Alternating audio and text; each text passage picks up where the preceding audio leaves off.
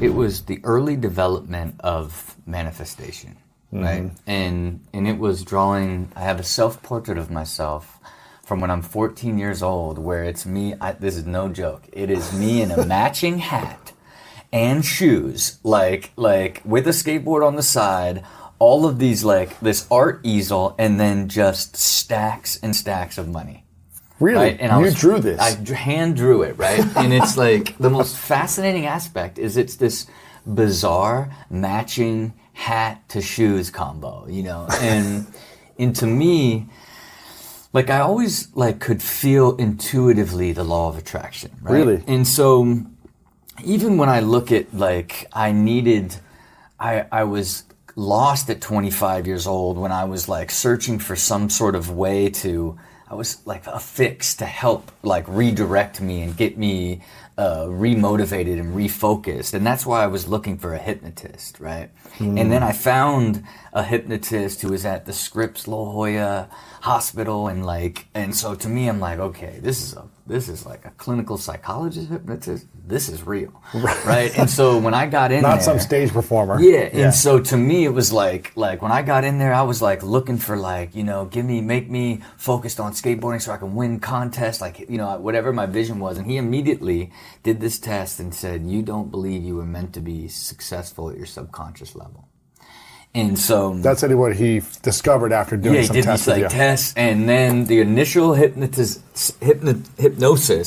was just reinforcing at the subconscious level that I was meant to be successful, right? That I believed that, right? How do you learn to believe that if you hadn't believed it until then? And look, I would say that I grew it and built it at an early age and was starting to lose it. Okay. And so then you got it, helped. Which made you a professional at 16 Right. and kind of go to the next level. But then somewhere you lost it. Right. He reinforced it, and then boom, you know. And most recently, I went to his house, you know, like a year ago. Really? Yeah, I went to his house. He's like, this hypnotist now is a lifelong friend. You know what I mean? I found him in the Yellow Pages. It was What's his name? pre-internet. The great Dr. George Pratt. And so, you know, I've sent friends there. I go see him all the time. You know, on my 5-year anniversary, he presided over the 5-year anniversary of our, when we renewed our vows. But I'm like, hey, can you just give me a check real quick? I just want to verify that I'm going to be a billionaire. He's like, come on in here. He's like, come on, stop it. You know that's going to happen. Wow. Like him, like his like psychological power. He's like, stop it. And it's just like, you're right, Dr. George. But look, I think even, you know, we were both in Think and Grow Rich that we had shot before we did the initial interview together too. He was in the movie? No, me and you. Oh yeah, gotcha, yeah. Right, and it was even back then. Like now, I'm evolving and getting more intuitive of things being attracted to me. But it wasn't till 2018. I was in a bit of a pit of chaos, right? Because here's these great plans that I have built that were unfolding. 2016, it was all coming alive, right? Our interview was at peak youthful energy of like, the world is mine. I just moved to Beverly Hills. I'm having my first child. Got my new office in Beverly Hills, like my forever estates. Just launched the machine that month, right? All of these things, like I'm going to build and sell all these companies. Still had never done it. Just the vision, the hope, everything. The energy of what was going to become, and so, but in 2018, like things got sideways, right? The energy got sideways. How so? Was this the NBC show that didn't work out? No, this was them talking about like ridiculousness going away. Right? Really? And I had built Super Jacket for it to be acquired, and it was just like, wow, it's like this entire thing that I've got like built up, and this is the first company I'm building to sell is going to kind of drift away here. And my wife suggested, like, why don't we just watch The Secret? Wow. And so I'm like, you know, like, what, you know, and I kind of remember The Secret, you know, I sort of like remember The Secret. And then, I mean, the first 15 minutes, it just shifted my being. Really? It shifted my being in way of thinking of like stop it. Like, look at who you are, what you've done, and look at like the good that has constantly like found its way to you. Don't lose sight of that. Like, and I began to practice belief. And literally like a month later, my internal medicine specialist is talking about meditation, and I'm like, I have to meditate. And she's like, oh, I in my office, we have this new company that has these meditation pods, the Somadome, right? And I'm like, can I try it out? And inside this Somadome, it's a guided meditation about manifestation. Really? And so what I started doing in 2018 is I was like, I'm not going to like hope for the law of attraction. I'm going to begin to practice it. So I would go to sleep every night watching The Secret. So it was the last thing I went to bed. And then when I would get up in the morning, I would get in my dome, right? And I would just like think of all the things I wanted to happen, right? And so instead of thinking in 2018 when they were talking about ending ridiculousness and I was in season 12, I decided I wasn't going to manifest season 13. I kept manifesting walking on this stage introducing season 30. Holy cow. So you weren't thinking about the next season. You were thinking about 20 seasons away. Right. And so for me, like it then evolved and like it literally began, it was like the seas began to part, right? Because what happened is because I own the production now, I was able to negotiate directly with the head of the network on the unit economics of the show rather than talent and producing fees. And so we got to a place where we decided from a business perspective what was best for the network and the ever-changing landscape of linear cable. And I gave him I'm like, give me the price you want and then let me go and try to make it happen. Because you used to have a talent feed that was bigger, and then you said, let's work it. And somebody else would produce it. Now I produced the entire thing, own the entire production, so I understood where all the opportunity was to get it to his cost. And it's a nuance now, right? So I negotiated with him on the unit economics, where most, like even big celebrities and producers are still like it's fees, you know, like you don't have the ability to get into depth because you don't understand or own the production company at that level. And so it goes from right there. I got it to his number. We negotiated, and I was getting 30 episode seasons at a time back then. And I said, I can only do this price if we get to 42 episodes, and you got to pick up multiple seasons. Wow. And I was hoping for 2. He picked up 4, right? And so it went from thinking that it was completely like I'm gonna have to regroup and like television's over here to like now you're shooting 186, right? Like, and the beauty of it is I had built the company up to that point. You needed 3 years of EBITDA to take it to market and sell it. The entire plan was like, we got to get through the 3rd year and take it to market. And on the 3rd year, they were like, we don't think the show's coming back. Basically like, okay, that means the production company's going out of business after I was getting ready to take it to market and be my big first win.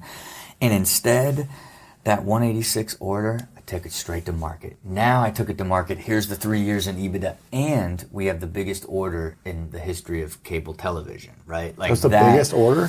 One of the biggest ones, right? And so that is how huge that changed. And then what happens? Now they have more episodes, they air more.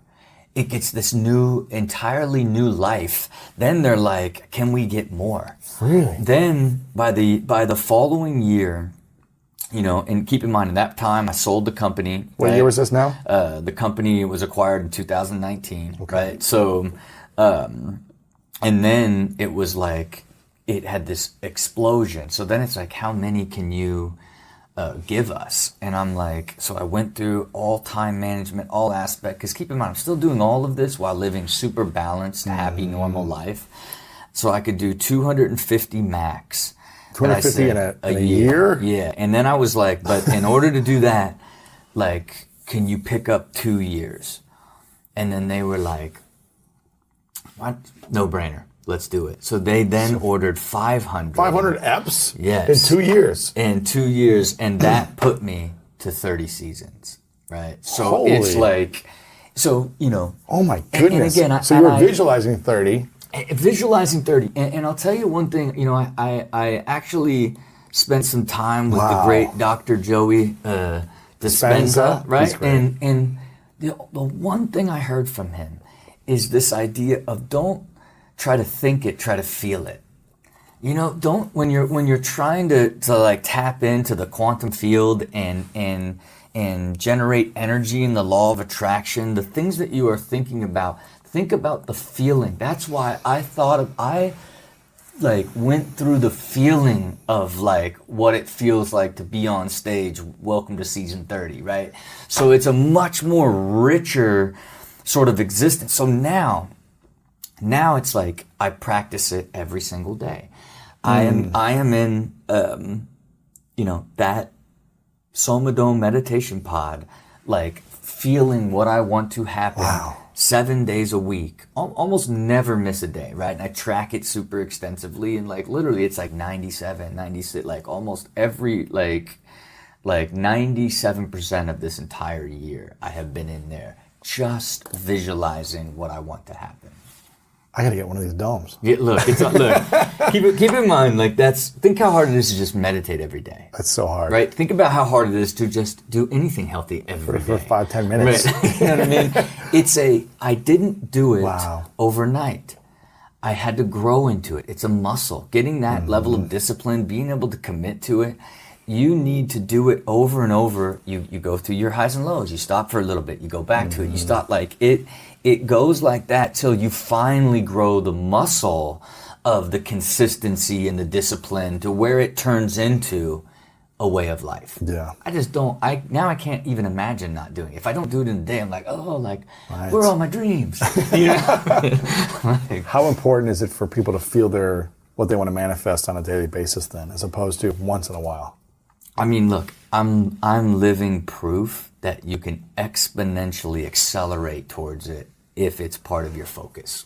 Where do you think you'd be if you didn't do that on a daily basis? It's hard and to go say. to sleep almost every night watching The Secret Yeah, or I something mean, like look, that. but I've been falling asleep to a lot of Jim Rohn, old Jim Rohn, Yeah, man. this old school his sort of philosophy that's also super sharp. Because what I've just found is like you're like this. You know, I'm gonna fall asleep instantly, right? Like I sleep pure and quick, but it's like let me be in this like sort of growth mindset Yes. as I'm like drifting off asleep to like set the tone, right, for what it is. So I don't know, and it's again, I think with a lot of stuff that I do, it's extreme, right? It's Yeah. like so extreme, like you know, track every minute of your life. yeah, and, like tracking every minute of my life, having the qualitative data of every single day, asking myself how I feel about my life, 0 to 10, right, and of life, work, and health. The beauty of that is it is a clear indication of the quality of your life. Yes. And I see direct correlation to my discipline on my quantitative stuff. Did I get up at 5? Did I brain train? Did I meditate? Did I get in the gym? Did I have a clean diet? Did I not drink? You could look straight up the line and look at the qualitative numbers, and they are 1 for 1, right? And at scale, right? You see you've gamified your discipline. Yes. Right? And in a sense, you've gamified driving the quality of your life, right? What does that do? What do all those things actually deliver to you? You're just happier, you're more fulfilled, you feel better about yourself, you have more confidence, you have more belief, right? Like all of these things. But again, I started it in 2015. I was never able to do an entire year until 2020. It took me 5 years to do an entire year. Now in 2021, I set my goals in 2021 based off of having an entire year of this data to be like, I'm going to average 20 points above on the quality of life, qualitative data, and I'm going to be 80% on my health balance, quantitative stuff. And that's what I committed to. Only I am currently at like 21 and like 95. It just, Wow. it like once I gamified it and now I'm playing the stats, like it made me even that much more disciplined and excited and energetic to stay more disciplined, which in turn gives you more energy, more discipline, and More more self-belief. output, more self-belief, more success, all these things that compound on top of each other, because that's, it really is a compound effect in all aspects of your life if you see your life as all of these different systems that have the ability to expand, right? Because as they expand and they're harmonious, you get this extraordinary energy and build this great foundation that you grow into the ideal version of yourself. Yes. Because that's ultimately